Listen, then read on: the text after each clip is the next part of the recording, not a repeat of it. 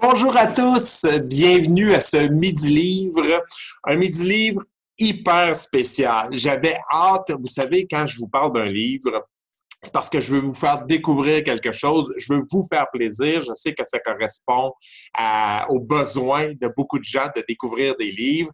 Aujourd'hui, je veux vous faire plaisir, mais je me suis fait tellement plaisir et vous allez comprendre pourquoi et par le choix de mon livre et par le choix de mon chroniqueur invité que j'intègre immédiatement dans la conversation.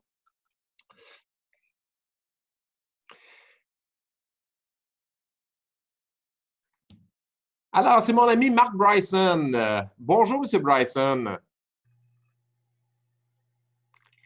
Vous m'entendez? Très bien, tu m'entends bien? Oui, je vais juste ajuster le son parce que on a un problème. Pas un problème, mais on va juste voir peut-être la configuration. Euh, Essaie-moi donc ça, voir. Salut Jeannet, comment ça va? Ah, non, attends un petit peu. Vous êtes loin un peu. Ça ne sera pas long. Ah, petit ajustement de début. Euh, OK. Alors, est-ce que tu m'entends? Je t'entends très bien. OK. Tu as un micro intégré, hein? Oui, OK. Alors, on va juste y aller de cette façon. Alors, comme ça. comme ça va mieux? Ouais. Alors, si tu peux t'approcher un peu du micro parce qu'on t'entend un petit peu loin. OK. Comme ça, est-ce que c'est mieux? Je vais parler un Ah, peu c'est plus fort. génial. C'est Bon, génial. super. C'est génial. Alors, pour ceux qui ne le connaissent pas, même si c'est une grande vedette à Sherbrooke, mais on est écouté un peu partout, Mark Bryson, qui est un animateur de sport, un gars de radio, un gars avec qui j'ai travaillé pendant des années et probablement le gars avec qui j'ai le plus ri dans toute ma vie. Alors, je fais juste regarder à la face et je ris parce que là, on est au mois de juin. Oui, Mais à cette date-ci, on commençait souvent à la radio au 107.7 Estrie, pour ne pas la nommer, la programmation d'été où, pendant quelques années, on a co-animé ensemble l'émission du matin. c'est vrai. Et on arrivait là à 4 heures du matin, et je pense qu'à 4h15, on était déjà mort de rire, on ne savait même pas pourquoi, mais c'était drôle et à jeun, là, je veux juste le préciser. Toujours, toujours. Alors, c'était vraiment, vraiment chouette. Et un des sujets qu'on abordait souvent ensemble, c'était la lutte parce que on est de la même génération. Oui. On a passé notre vie à Sherbrooke, il faut le préciser. Et Sherbrooke est une histoire spéciale pour ce qui est de la lutte au Québec, en fait. Ouais, il y a un historique quand même extraordinaire en ce qui concerne la lutte à Sherbrooke, le Palais des Sports de Sherbrooke, où il y a eu des records d'assistance de l'amphithéâtre avec la lutte, l'enregistrement d'une émission à toutes les 3 semaines, où on enregistrait 3 émissions auxquelles j'assistais de temps à autre. Donc, tout ça fait en sorte que oui, bon, la lutte à Sherbrooke, c'est quelque chose de spécial. On va en reparler tout à l'heure de la lutte, de l'enregistrement de ce qui était au départ la lutte Grand Prix. Nous, on a connu les étoiles de la lutte également et il y a un passage dans le livre dont on va parler aujourd'hui où il est question de l'arrivée de l'enregistrement de la lutte à Sherbrooke. Pourquoi ça s'est fait à Sherbrooke? J'ai trouvé ça fascinant parce qu'il y a des choses que je ne savais pas à ce moment-là. C'était vraiment particulier. Aujourd'hui, on va jaser de ce livre-là. Alors, je le montre en image. Le géant ferré, la 8e merveille du monde. C'est de Bertrand Hébert et de Pat Laprade. Je t'ai demandé, dès que j'ai reçu ce livre-là, Mhm. je voulais absolument, je ne voyais pas personne d'autre que toi avec qui j'avais le goût d'en discuter. Et vraiment, je te l'ai demandé, tu as accepté, je te remercie. Et j'ai le goût de savoir, tu l'as lu évidemment, qu'est-ce que tu en as pensé?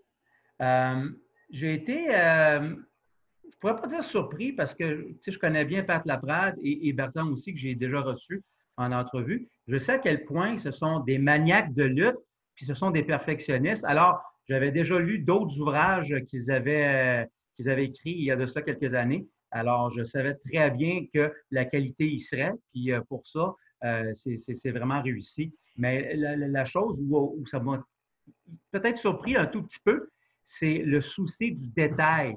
Les dates, le mardi 2 juin, André luttait à New York, au Madison Square Garden, le même soir au forum, c'était un tel et un tel. Ça m'a beaucoup impressionné, le travail de recherche qui est dans ce livre-là.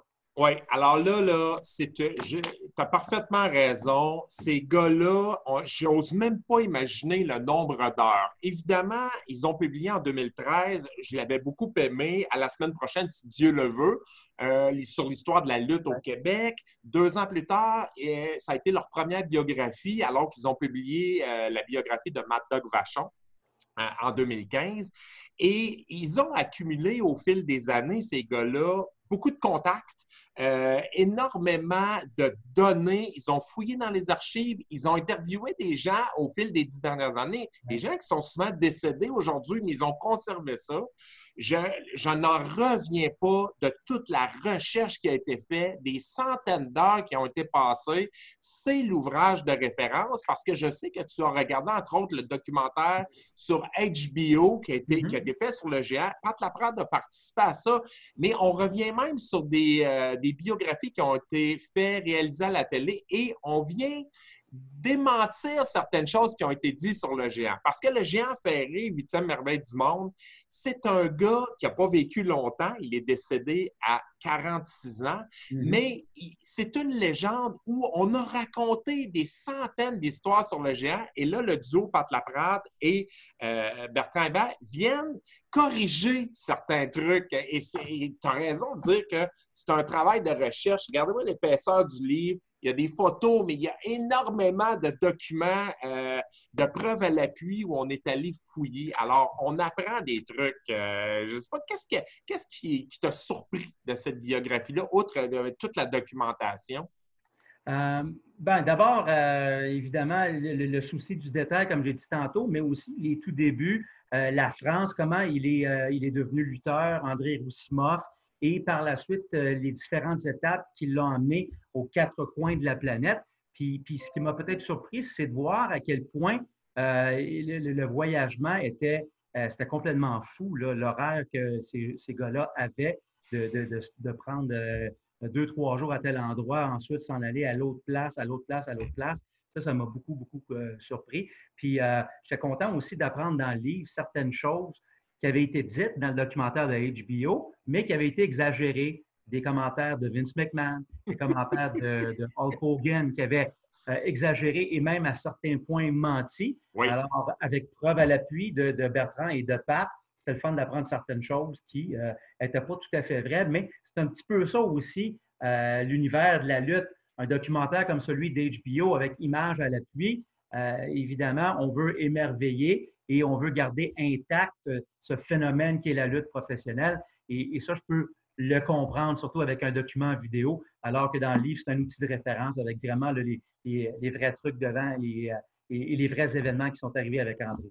Oui, au premier rang, là, on va débuter d'abord avec la maladie du géant, parce qu'il s'est dit tellement de choses au fil des décennies sur cette maladie-là qu'on appelait au départ le gigantisme, mais on apprend que c'est même pas ça. Le gigantisme, c'est une conséquence de la maladie qui s'appelle l'acromégalie.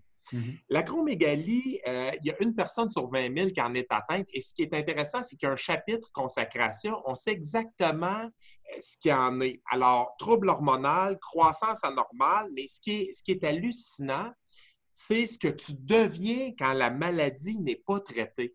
Et c'est une maladie qui est documentée depuis 1886 en France. Donc, à ce moment-là, il y a tout une série de théories où on dit à quel moment le géant, à quel moment André Roussimoff a su qu'il était atteint d'acromégalie. Et bon, certains disaient que c'était au début des années 80 aux États-Unis, mais là, avec Pat Laprade et Bertrand Hébert, on dit c'était peut-être avant ça, peut-être même au Japon, peut-être au début des années 70, on est documenté. Et si tu ne soignes pas cette maladie-là, ben, il y a des changements osseux, des tissus mous qui sont très marqués, ton visage va changer, tes pieds et tes mains agrandissent, il y a un élargissement de la mâchoire, de la langue, et il y a un espacement entre les dents. Bon, ton cœur peut grossir, ça peut conduire à un diabète sucré, tu es sujet au cancer du côlon. Donc, il y a une longue liste de ce qui peut t'arriver comme transformation. Et là-dedans, on soulève l'hypothèse que le géant a été mis au courant assez tôt dans sa vie mais qu'il aurait choisi, lui, de dire, ben moi, j'ai ça, je suis comme ça, et on parle plusieurs fois dans le livre d'un pacte avec le diable en disant, moi, j'accepte d'avoir cette maladie-là, mais c'est ce qui fait de moi un géant. C'est ce qui fait que je vais devenir riche et célèbre. Même si je sais que je vais me détériorer. Et là, il y a des témoignages de gens dans le livre qui disent, mon Dieu, je l'avais vu en 70, je l'ai revu en 85. Il aurait changé. Hey, c'est plus la même personne, là, vraiment. Alors, le chapitre sur ce détail-là, puis on raconte que c'est peut-être à partir de ce moment-là qu'André Roussimoff est devenu André the Giant, ou le gars qui fait plein d'excès. Et c'est souvent l'eau de ceux qui savent qu'ils ne vivront pas vieux et là, qui brûlent la chandelle par les deux bouts. Bien, il a pris cette décision-là, Yannick, puis c'est particulier parce que tu te dis il aurait pu vivre beaucoup plus longtemps, avoir une carrière encore beaucoup plus longue, mais je pense qu'à quelque part, il avait peut-être peur de l'opération, qui était une opération quand même délicate au cerveau, puis de ce qui aurait pu arriver, des complications, qu'il ne soit plus le même, qu'il ne soit plus capable de faire son métier de lutteur. Je pense que c'est ça qui a fait pencher la balance pour qu'il ne se fasse pas opérer, ne se fasse pas soigner. Mais on a vu que dès le début des années 80, il a commencé à avoir des difficultés physiquement avec la fameuse fracture au pied et tout ça là, qu'il a subi. Ça, je ne savais pas non plus qu'il avait ça quand il était sorti du lit et qu'il s'était cassé le pied, alors que moi, je croyais dur comme fer que c'était le géant mongol Killer Khan qui lui avait fait ça. Ben d'ailleurs, on revient sur cet événement-là dans le livre parce que là, il fallait élaborer un scénario. Hey, le géant a un pied fracturé. Le gars s'est fracturé un pied en descendant du lit. C'est pas très glamour comme histoire. Donc, on est allé sur une autre théorie. Et toi, tu me disais que tu l'as vu, moi aussi je l'ai vu lutter, mais tu l'as vu dans les studios de CHLP TV sur King West à Sherbrooke. Oui, parce que je suis allé une fois, à vrai dire, je suis allé quelques fois au Palais des Sports, mais à l'enregistrement, je suis allé une fois pour voir les 3 émissions dans la même journée qui étaient enregistrées. Et j'ai été chanceux de tomber sur une séquence où le géant Ferré était là. Mais le géant Ferré était en béquille et je me souviens qu'il n'avait pas lutté. Il s'était présenté près du ring avec Édouard Carpentier pour une entrevue. Et il avait expliqué que, bon, il avait le pied dans le plâtre parce que quelques semaines auparavant, il avait lutté contre Killer Khan à Rochester, dans l'État de New York, et que celui-ci lui avait fracturé le pied et que, bon, à son retour en forme, il allait le trouver puis il allait venger tout ça. Évidemment, ça fait de la bonne lutte. C'est une belle histoire, puis ils ont surfé là-dessus pendant très, très longtemps. Mais je me souviendrai toujours du géant Ferré en béquille qui avait de la misère à se déplacer. Et je me souviens même ce qu'il portait. Il portait le fameux, puis ça, tu peux le trouver sur un paquet de photos en fouillant là, sur Internet, une espèce de grand veston pied de poule avec du petit. Il portait ça souvent. Puis je pense, d'après moi, il l'a eu 15 ou 20 ans, ce veston-là. Mais je me souviens qu'il y avait ça cette journée-là. Mais ça m'avait bien, bien marqué. Puis la présence de Dino Bravo aussi lors de cet enregistrement-là. Puis un peu surpris d'apprendre que Bravo et lui, c'était pas les 2 meilleurs amis du monde. Hey, ça, c'est hallucinant parce que le géant Ferré, en fait, on parle de son arrivée au Québec et on dit que c'est à partir de son arrivée au Québec, début des années 70, qu'il est devenu, il a commencé à devenir ce qu'on appelle une légende. On en a fait comme la 8e merveille du monde. Et il y avait toutes sortes d'histoires autour de l'avenue de Jean Ferré. Et moi, je me souviens d'entrevues que j'ai regardées d'Édouard Carpentier qui disait ben moi, je suis arrivé en France, je l'ai rencontré, personne ne voulait l'entraîner. Il était trop grand, trop gros. Alors, j'ai accepté de l'entraîner et c'était pas vrai du tout, cette affaire-là. Même ça, c'est un mythe. Édouard Carpentier, premièrement, il voulait pas tant que ça que le géant Ferré vienne au Québec parce que lui, Carpentier avait un gros ego. C'était lui, le Français, le favori de la foule, qui était excessivement populaire. Et à un moment donné, je pense que c'est les frères Vachon, dont Paul Vachon dit « Hey, il y a un géant, là, l'autre bord de l'océan. Si on ne l'amène pas, quelqu'un d'autre va le prendre. » Et Édouard Carpentier avait été avec les frères Rougeau et les As de la lutte. Il n'a jamais parlé du géant Ferré alors qu'il le connaissait. Mais quand il est transféré à la lutte Grand Prix, dont il était actionnaire avec Maurice Mad Dog Vachon, son frère Paul. Mais là, il n'a comme pas eu le choix d'aller en France et de ramener le géant Ferré parce que c'est vrai qu'il l'avait déjà vu, mais lui avait tellement peur de se faire voler la vedette. Oui, se l'est approprié. C'est ça qui est bizarre un Oui, peu. ça l'est approprié, puis lui, il se croyait. Là, je pense qu'il se croyait. Et dans le livre, on vient de démentir ça. Mais tu disais, bon, Dino Bravo n'aimait pas beaucoup le géant. Et encore une fois, c'est une question d'ego. Oui. Parce que Géant Ferré, là, on s'en va dans les années 80. Le Géant Ferré devient actionnaire d'une compagnie qui est les promotions Varoussac. Va pour Frank Valois, Rousse pour Roussimoff, André Roussimoff, et Hack pour Acocella, qui était le vrai nom de Gino Brito. Donc, c'était Jack Britton qui avait ça. Jack Britton décède, et là, Gino Brito se ramasse avec les parts de son père avec cette compagnie-là. Puis là, il dit, ben, il faut absolument que... C'est une compagnie qui ne va pas bien à l'époque, là. Non, ça ne va pas bien du tout. Et ça, c'est vraiment ce qui revient dans ce livre-là sur le géant, c'est que le géant ferré va être utilisé toute sa vie pour conquérir des territoires.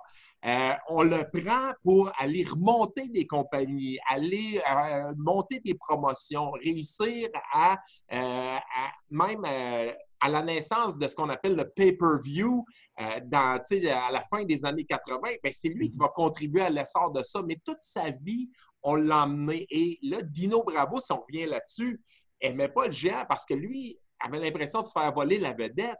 Mais Gino Brito était obligé de dire, chiffre à l'appui, « Hey, quand on fait un gala au Forum, on a bien plus de monde quand le géant est là. » Et c'était le cas partout dans le monde, tu sais. As-tu été surpris? Il y a une grande partie du livre qui est consacrée au Japon. Oui. Où le géant ferré est une méga légende au Japon, peut-être plus que n'importe où. Aux États-Unis, oui, mais les Japonais vouent une admiration sans borne au géant ferré, en fait.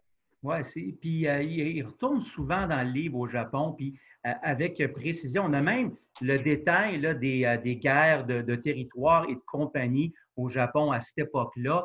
Et partout où André est passé, il a aidé à améliorer la situation de certaines compagnies qui étaient peut-être là en difficulté. Mais c'est le fun que tu dis ça parce que c'est vrai. Il a souvent été utilisé pour aider certains territoires, certaines compagnies. Ça a été le cas au Minnesota avec la AWA de Vern Gagné. Oui. Par la suite, avec le paternel. Vince McMahon. Mais ce qui était particulier aussi à l'époque, c'est la manière que les différents territoires se prêtaient les lutteurs. Ouais. Les lutteurs allaient d'un territoire à l'autre, puis l'autre promoteur, il accueillait tel et tel lutteur d'un autre territoire et la roue tournait de cette façon-là.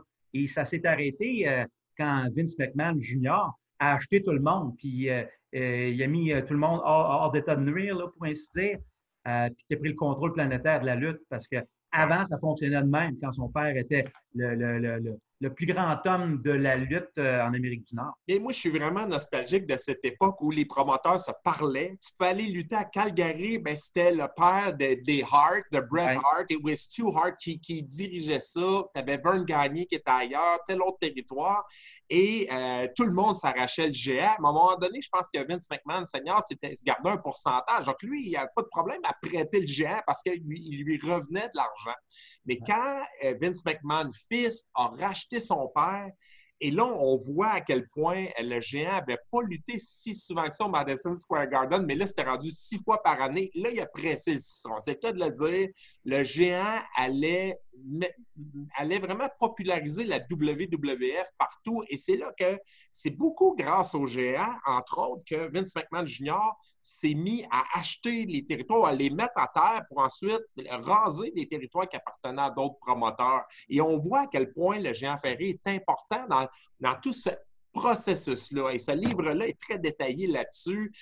On voit comment on montre des rivalités. C'est intéressant, les rivalités, parce qu'il y en a eu tellement avec un paquet de lutteurs, Don Leo Jonathan, Stan de Lariat Hansen, avec qui il y a eu une grosse rivalité, notamment au Japon. C'est vrai. On parlait de Killer Khan tantôt, puis plein d'autres. Le géant Kamala, avec qui ça avait parti tout croche. Dans le sud des États-Unis, si je ne me trompe pas. Ouais. Alors, tu sais, il a permis à plusieurs de ces lutteurs-là de devenir célèbres de devenir des vedettes incontestées de la lutte. Puis, c'est pas n'importe qui est en mesure de faire ça. Même Hulk Hogan, si Hulk Hogan est devenu là, plus grand que nature, c'est après le combat de WrestleMania, quand il a permis à Hulk Hogan de lui faire un body slam et de le battre. Bon, ça, c'est un autre mythe aussi où on dit la première défaite de Jean Ferré, première fois qu'il recevait un enfourchement, ce qu'on appelle un body slam. Tout ça est archi faux parce qu'on recule. Et même, il y a une section du livre qui concerne la grandeur, le poids du géant, qui est vraiment un mythe. Mais ce qui est surprenant, avec tous les règlements, toutes les commissions athlétiques, on ne saura jamais vraiment c'était quoi la vraie taille du géant. 7 pieds 4, c'est sûr que c'est pas ça.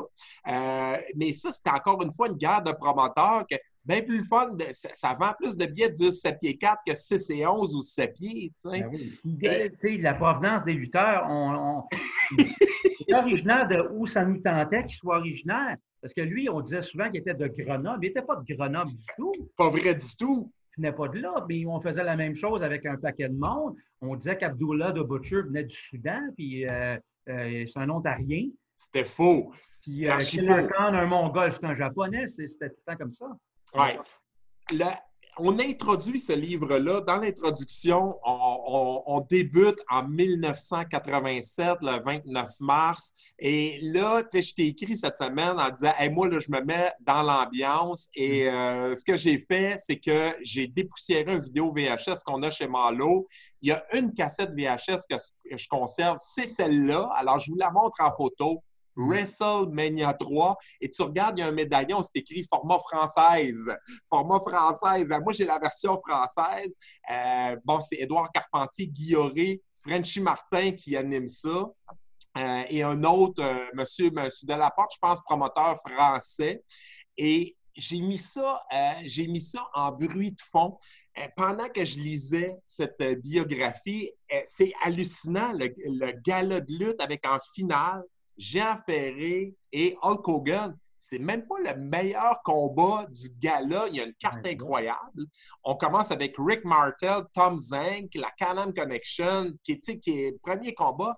Et on dit 93 173 spectateurs, le plus gros gala. C'est vrai que ça a probablement été le plus gros. Mais encore une fois, le chiffre de 93 173 spectateurs est décortiqué. On arrive peut-être dans une ville, Pontiac, où il y a 70 000 de population. Là, les gens arrivaient de partout. On arrive avec un chiffre un peu plus bas, mais qui est quand même énorme, qui va peut-être plus être en 75 et 80 000 spectateurs. Et c'était le gala où, je pense, Macho Man Randy Savage avait combattu Ricky Steamboat. Oui, moi, je trouvais que ce combat-là était meilleur que celui du géant. Et là, j'ai regardé attentivement, même 2 fois, le combat final. Et on voit, là, on est en 87 et le géant, c'est plus le géant qu'on a connu. Le géant Ferré, beaucoup de gens l'ont vu en fin de carrière, mais ce qu'il faut savoir, c'est que c'est un gars qui était acrobatique avant, en début de carrière. Et même, on devait lui dire « Hey, t'en fais trop, lutte comme un géant. Arrête ça, des savates, des tourniquets et tout. Tu devrais lutter comme un géant. » Même Paul Vachon lui recommande ça. Et là, c'est un géant... La maladie ne l'avait pas affecté avant quoi, la trentaine à peu près? Voilà. La trentaine? Et ce gars-là, fin des années 70, là, début 80, gagnait 500 000 par année. C'était une fortune. Il luttait 300 fois à 1 500 $ par combat. Il y avait des athlètes mieux payés que lui, mais c'était quand même, il gagnait à peu près 20 fois le revenu moyen d'un ménage américain. Cette maladie-là l'aura rendu quand même riche et célèbre. Et ce qui est hallucinant dans le livre, je ne sais pas si... Moi, ce qui m'a frappé, c'est à quel point il a un magnétisme sur 100% des lutteurs. Tous les lutteurs lui vouent un immense respect et le géant peut être le meilleur gars au monde s'il t'aime, mais il peut être un salaud de première s'il ne t'aime pas. Et il y a des exemples concrets de lutteurs qu'il n'a jamais aimés et il était impitoyable dans le ring. Il pouvait donner des coups qu'il portait pour vrai à ce moment-là et leur faire mal pour vrai. Là. Le Iron Sheik était l'un de ceux-là. En ont parlé dans le livre en disant qu'il ne l'aimait vraiment pas, puis quand il y avait une chance de l'écraser ou de s'asseoir dessus, ça lui faisait plaisir. Mais ce que j'ai retenu aussi, vers la fin de sa carrière, on voyait qu'il était diminué physiquement. Puis il y a aussi la prise de poids et la nourriture, la boisson qui l'ont beaucoup, beaucoup magané parce que, bon, à quand même assez bas âge, prenait quelques bouteilles de vin et plusieurs bières avant ses combats. Ouais. Et là, bon, ça a même causé certains désagréments dans des combats où c'est une fausse manœuvre et paf, tu peux blesser quelqu'un. Ça avait été le cas avec Tarzan la bottine Tyler qui avait échappé sur la tête. Il avait subi une commotion cérébrale. Incroyable, hein?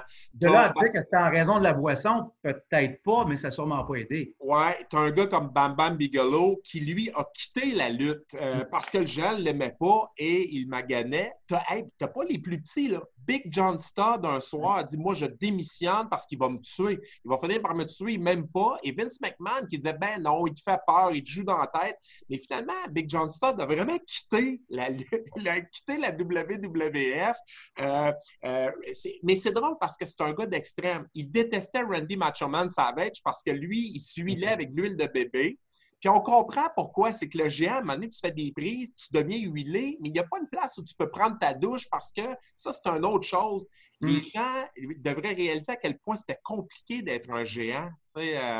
Et tu vois, il détestait Savage puis il le malmenait. Et le frère de Savage, Lanny Poffo, il y a une anecdote, entre autres, d'un soir de gala où le géant aimait jouer aux cartes. Et là, il y avait une tempête, c'était à Buffalo. Et Lanny Poffo, qui était le genius, envoie un préposé chercher un jeu de cartes. Il le donne à André le géant en lui disant en français « Voilà ». Et le géant qui se met à pleurer puis qu'il l'embrasse sur chaque joue. Donc, c'est un gars qui était capable du meilleur et du pire, mais quand il t'aimait, tu payais jamais au restaurant. C'est un gars qui était hyper généreux. Mais la fameuse chicane avec Big John Studd, il faut dire que John Studd l'a un peu cherché parce qu'il disait à répétition « c'est moi le vrai géant », puis il faisait des choses comme grimper par-dessus le troisième quart pour entrer dans le ring. Et ça, c'était la marque de commerce du géant Ferré. Alors ça, je pense que le géant Ferré ne l'a jamais digéré. Et c'est un peu pour ça qu'il y avait Big John Studd dans la version.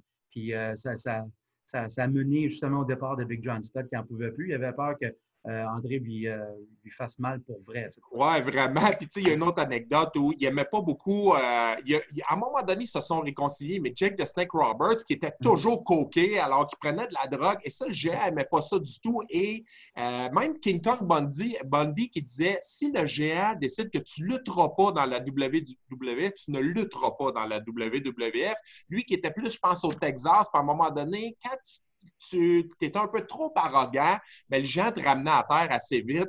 Et tu sais, Jake the Snake Roberts, où le géant met les pieds sur ses cheveux puis il tire vers le haut pour presque lui arracher les cheveux. Tu sais, c'est hallucinant, cette affaire-là, quand tu penses à ça. Mais qui va oser défier un gars de cette carrure-là?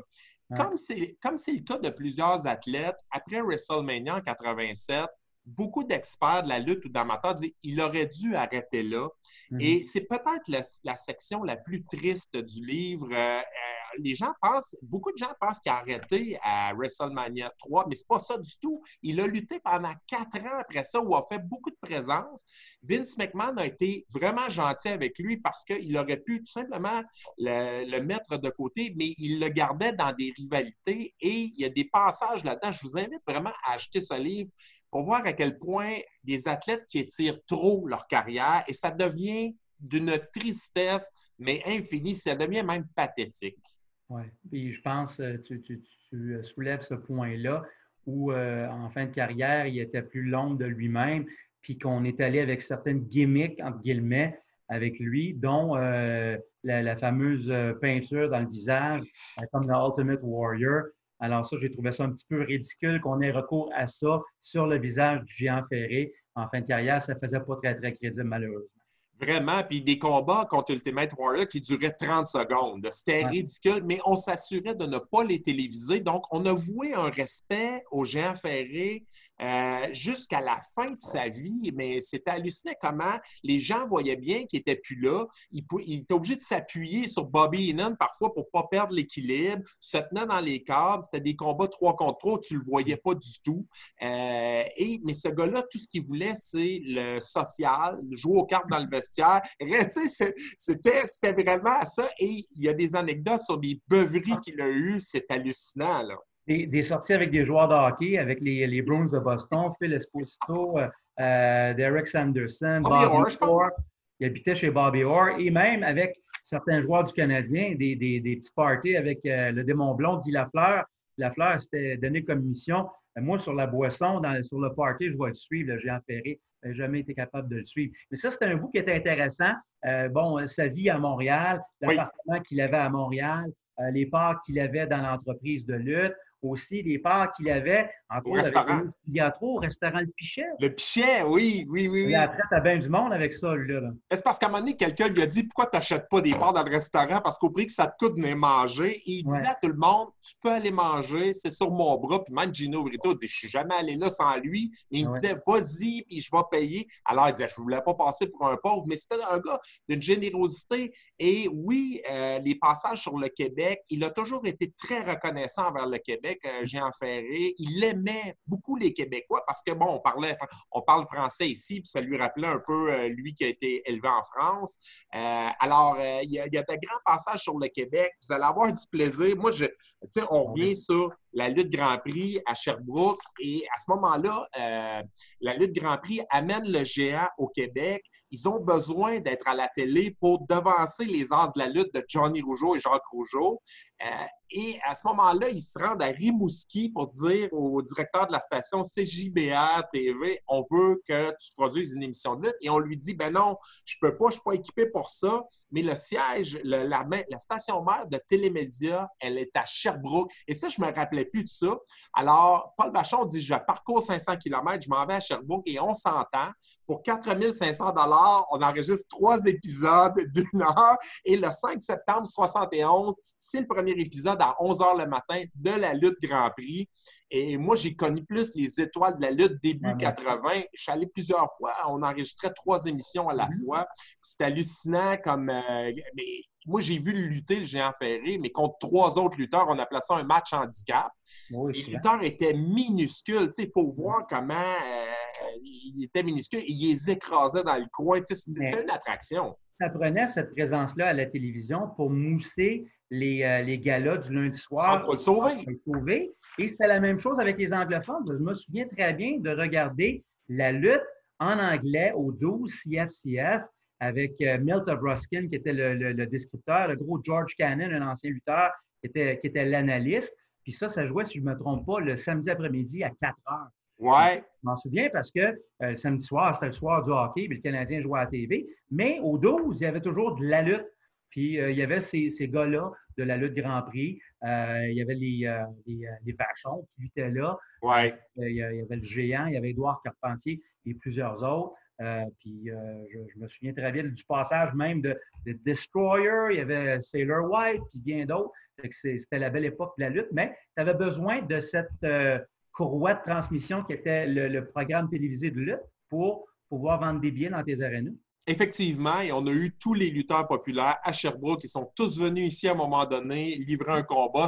C'était contre ce qu'on appelle des jobbers, alors un lutteur qui était vraiment de seconde catégorie, mais si tu voulais avoir le vrai combat, effectivement. Et il y avait une tournée partout. Mais j'ai vu aussi des combats épiques au Palais des Sports. Je n'ai pas vu le géant lutter au Palais des Sports, mais les records d'assistance, tu l'as mentionné en début d'émission, c'est pour un gala de lutte là, au Palais des Sports, où c'était même à la limite dangereux d'avoir autant de gens dans cet amphithéâtre-là. Moi, j'avais parlé d'ailleurs à l'ancien gérant du Palais des Sports, Vincent Roselli.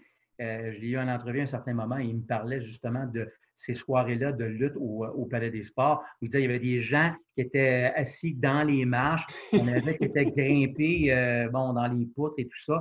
Il y avait des gens partout. Il m'a parlé de certaines soirées aussi où Eddie Creechman, le gérant Eddie Creechman, il avait eu peur à un certain moment pour Eddie Creechman parce que certains spectateurs s'étaient emparés de Creechman et on ne trouvait pas Creechman qui n'était pas bien grand et bien gros, mais finalement, il l'avait trouvé, il était en dessous d'une rangée de bancs.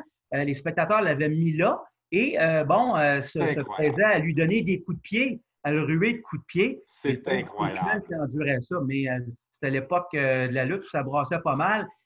Disons que les lutteurs avaient intérêt à regarder ce qui se passait tout autour d'eux autres quand ils se promenaient à travers la foule. Hein.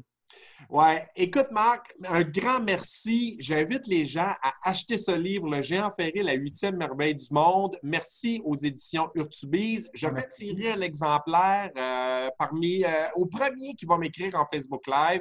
Quel est le vrai nom du Géant Ferré? Écrivez-moi ça. Les éditions Urtubise nous ont fourni un exemplaire. il sort demain en librairie, donc 10 juin 2020, vous allez l'avoir et vous allez le dévorer d'un couvert à l'autre. Si vous êtes amateur de lutte, c'est pas seulement l'histoire du géant, c'est vraiment l'histoire de la lutte, mais à travers ce gars-là qui a fait déplacer des foules, même des gens qui n'aimaient pas la lutte, mais qui allaient quand même voir un gars-là. Pourquoi? Pour voir ce géant qu'on disait de 7 pieds 4, 520 livres. C'était peut-être pas aussi grand que 7 pieds 4, mais au moins 7 pieds, et qui était un véritable mastodonte. Mais derrière ça, et même Vince McMahon disait, partait des rumeurs comme quoi il y avait 82 dents dans la bouche, qu'il y avait 2 cœurs. Tu sais, il y a plein de légendes autour du géant ferré. Ouais. Et vous allez avoir, je pense, énormément de plaisir à découvrir. C'est une bonne brique, mais ça se lit bien. Ah! Pour moi, qui est un lecteur qui est habitué de lire Martine à la plage, ce genre de trucs-là pas trop difficile à lire, mais ça se dévore quand même assez bien, ce livre-là. Ah oui, c'est excellent. Vous allez adorer ça. Alors, merci à vous, chers internautes. Je ne vous ai pas nommé, on était pris dans nos histoires de lutte, mais ça a été un plaisir, Marc. Et un jour, je veux qu'on se reparle d'une autre chose, un DVD. Celle-là, j'aimerais ça qu'on jase. Un jour du DVD de Bob Bissonnette. Je sais que c'est sorti, mais toi, tu sais, tu as plus connu ça. Moi, je ne le connaissais pas. Je suis allé voir au cinéma. Moi, j'ai voyagé avec quand il était joueur de hockey junior. Bon, bien, je veux qu'on en parle parce que ça fait 10 fois que j'écoute le DVD et je suis fasciné par ce gars-là. Alors, la prochaine fois qu'on va se voir, Yannick, en personne, je te promets que je vais t'accueillir avec le coup de la corde à linge. Je vais finir le travail avec une chaise ou une table, quelque chose. Et on s'est toujours promis qu'on se fait un combat de lutte. Oui! Avis aux fédérations de lutte à Sherbrooke, je veux avoir Mark Bryson sur un ring quand on aura le droit de le faire. Merci, mon chum. Ça a été un plaisir. À la prochaine. Ça a été un plaisir. Alors, merci à vous tous et à la prochaine.